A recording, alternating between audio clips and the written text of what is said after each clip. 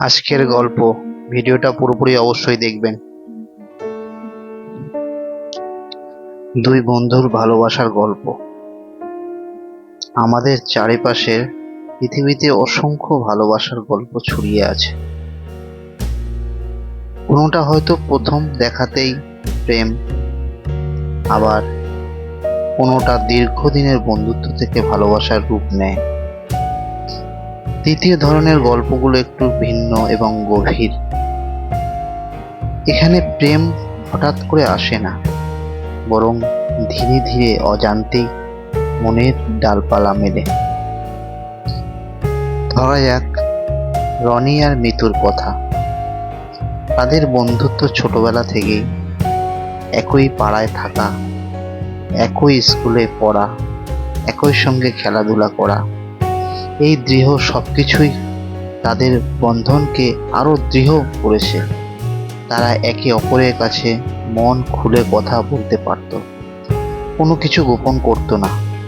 রনি জানতো মিতুর সবচেয়ে প্রিয় খাবার কি, আর মিতুও জানতো কোন গান রনির মন খারাপ করে হলেও ভালো করে দেয়।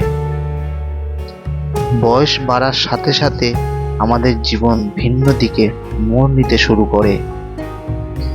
কলেজ, নতুন বন্ধু, নতুন সম্পর্ক, এই সব কিছুর মাঝেও তারা একে অপরকে পাশে ছিল।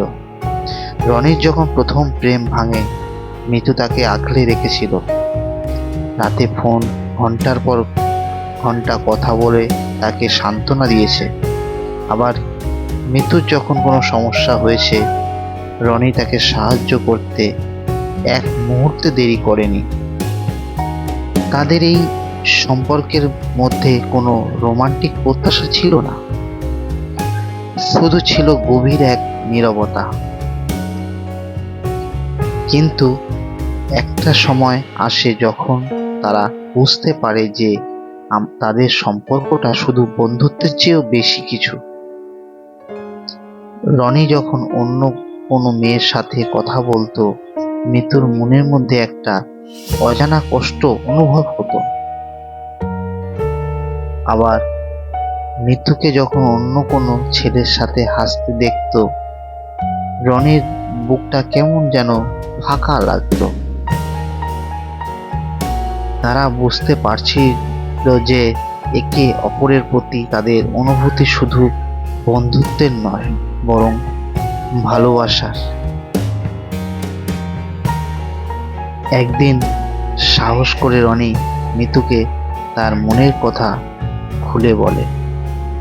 মিতুও সে তার অনুভূতিও একই। তাদের বন্ধুত্বর ভালোবাসা এক নতুন অধ্যায় শুরু করে।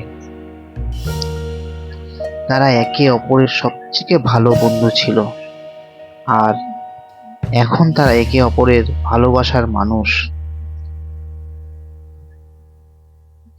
এই গল্প থেকে আমরা বুঝি যে ভালোবাসা সবসময় নাটকীয় ভাবে আসে না।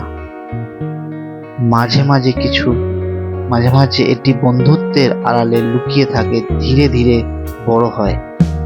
আর এই ধরনের ভালোবাসা হয় আরো মজবুত এবং খাঁটি, কারণ এর ভিত্তি হচ্ছে বিশ্বাস, সম্মান এবং গভীর বন্ধুত্ব। ভালোবাসা কি সবসময় বন্ধুত্বের মধ্যেই শুরু হওয়া উচিত বলে আপনি কি মনে করেন?